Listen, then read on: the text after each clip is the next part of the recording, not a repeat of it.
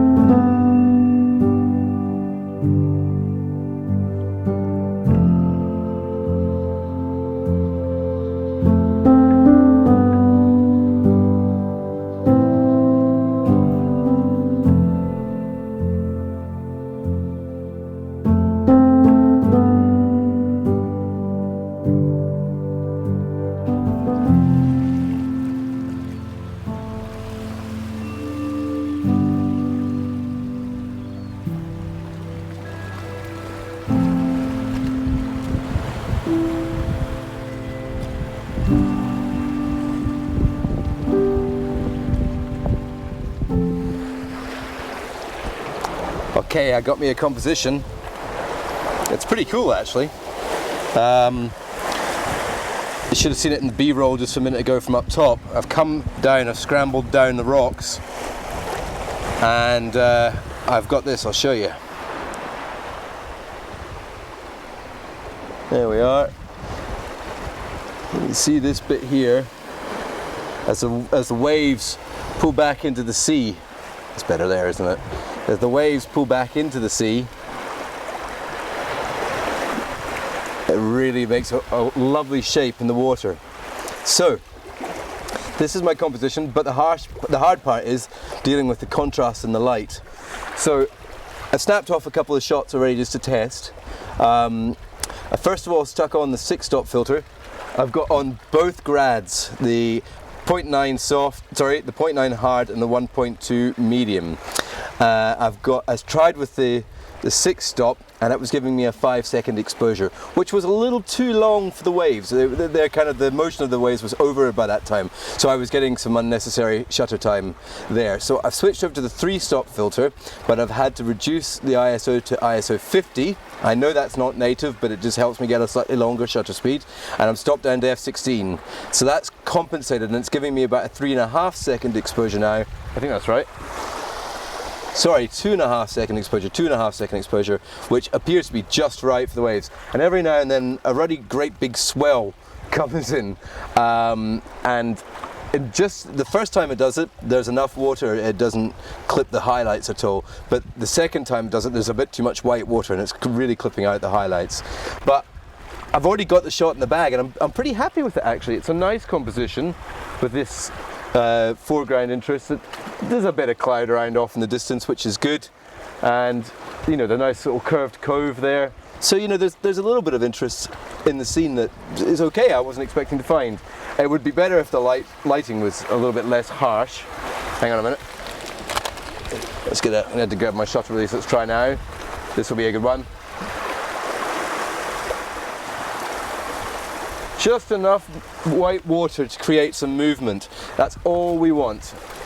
We don't want it to be too, here we are, we don't want it to be, thought that was solid ground. It's a rock hole, a rock pool even. We don't want too much white water, otherwise we get too much movement. I actually feel that the image I got just before I started talking to you guys was slightly better, so I'm probably going to go with that one. But I'm going to stick around just for a little bit longer to see what it does. The tide is now, I believe, coming in, hence these waves. So I'm going to have to watch myself, because I've really had to, I'll show you where I've scrambled down from. I've scrambled down from up there. It's actually a little bit higher than that. That's just the first bit. So, oh, here's a big one. I might have to grab the camera here. Oh my God. Oh dear. No, we're good. We're good. We're good. We're good. I wish you could have seen that, sorry. A little bit of drama. It's no biggie, no biggie. But there was a fairly big wave came through all of a sudden. I am about, I don't know, a metre and a half off the surface of the water. And it is a calm day, but it still could change suddenly, so I'm going to have to keep my wits about me here. I'll show you a little bit more of where I'm standing. But as it stands, the 3-stop filter, the polarizer, of course, which is always on. Tara, stay there. And the 2 grads, f16, ISO 50, which is L on Canon cameras. I suspect that a Nikon would be 64 or something strange like that. And I'm at 16 millimeters, I think. No, I'm not. I'm much wider. I'm much tighter in. I'm at 35 millimeters. And it's a nice image, yeah. So I'm going to show you around a little bit here, show you what I'm looking at, show you the composition, how the waves are moving, and then I will show you the image. Okay, enjoy.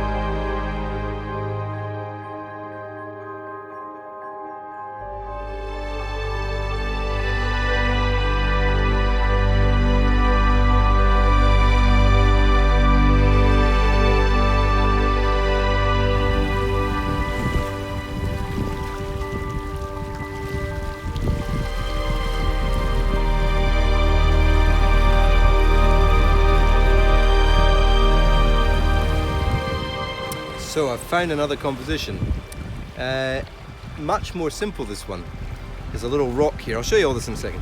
There's a little rock here in the foreground and the waves are, well, the water's just sort of pouring, spilling over backwards and forwards over this rock from this one little pool here to the one bigger pool here on my left, and it's creating like just a little mini waterfall. It's just working perfectly.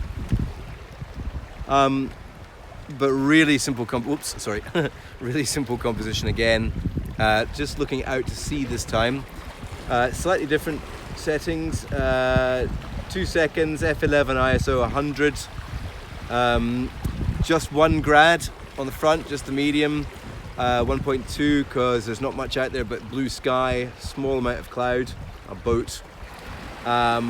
And then 3-stop filter, yeah, the 3-stop filter, I think that's what I've got on there. Oh, I better check. It might actually be the 6. Oh no, it's the 6. I switched. I tried the 3-stop filter first and I didn't like the shorter exposure. I wanted a slightly longer exposure. And yeah, the longer exposure of 2 seconds, which isn't much longer than I was getting before, seems to be working perfectly.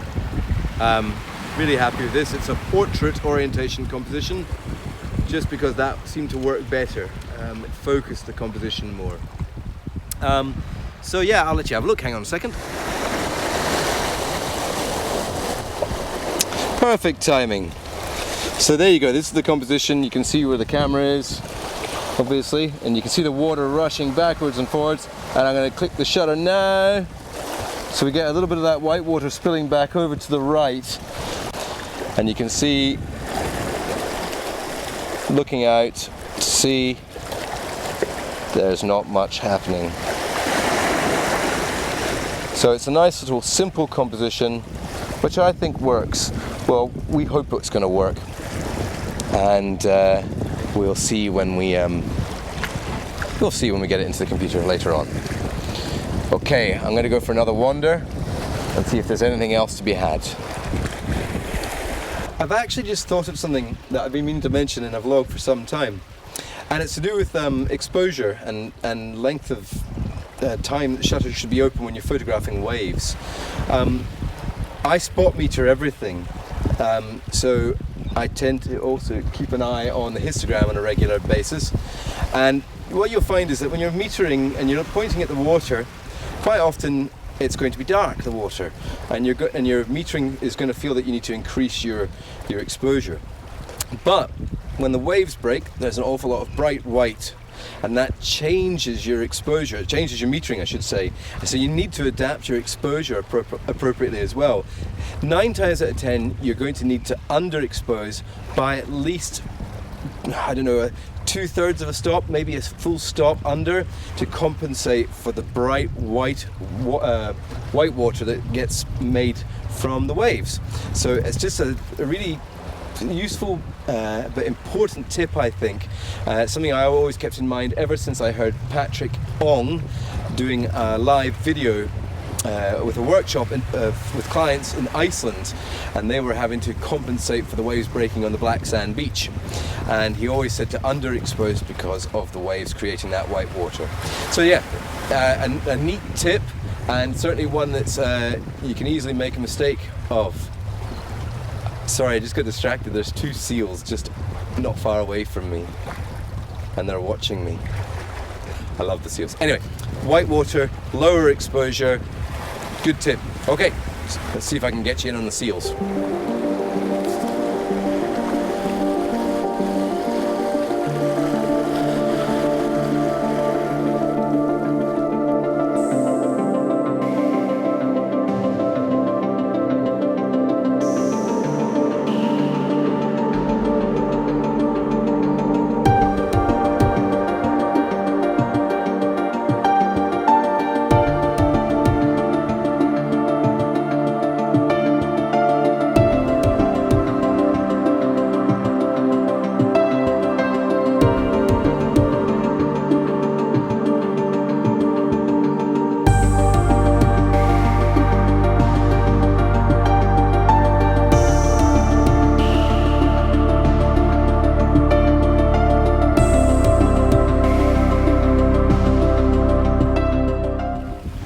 Okay, so this is my last composition I think for today, largely because my left leg is completely soaked and I'm hungry and the dog's bored of waiting for me.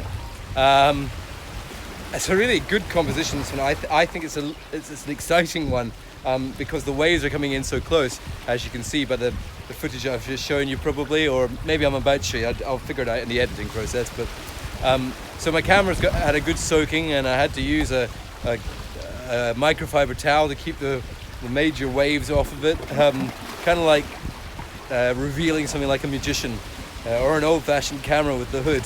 Anyway, I just got wet down my back. So it's, as I said, an exciting composition, and it's these waves crashing here, and I'm using them receding out to that sort of natural gap in the rocks. I don't know what you call that. It's almost like a little natural harbour, except it's not sheltered. Yeah, so it's a 4-second exposure from recollection. Yeah, 4-second exposure, f11 but ISO 50, 6 stop ND and 1.2 medium grad. So just waiting for the big waves to come in and then recede, leaving nice wave trails in this little natural cove. Perfect. So I'm pretty much thinking I've got this for today. I've got 3 images in the can that I'm happy with. I think it's 3. Is it 3 or is it 4? It's 3. We've had some nice opportunities to fly the drone around. Yeah, so it's been a successful little day and hopefully a successful little vlog as well. I've now got about a 45-minute walk home. which is good. Get the steps up, counting the steps, counting the calories, all working. I've lost, what have I lost? 14 kilos or something like that since I started doing all this. So pretty happy with that, and my legs and seems to be better as well. The shin splints seem to be basically gone. Right, splashy tide's coming in. I think that's my cue. No more waffling. Have a great day, folks. Thanks for watching. If you liked it, give it a thumbs up. Don't give it a thumbs down, that makes me cry. And subscribe if you haven't already, if you fancy more of these or looking back through the back catalogue. Okay, again, thanks for watching. Catch you later. Bye bye.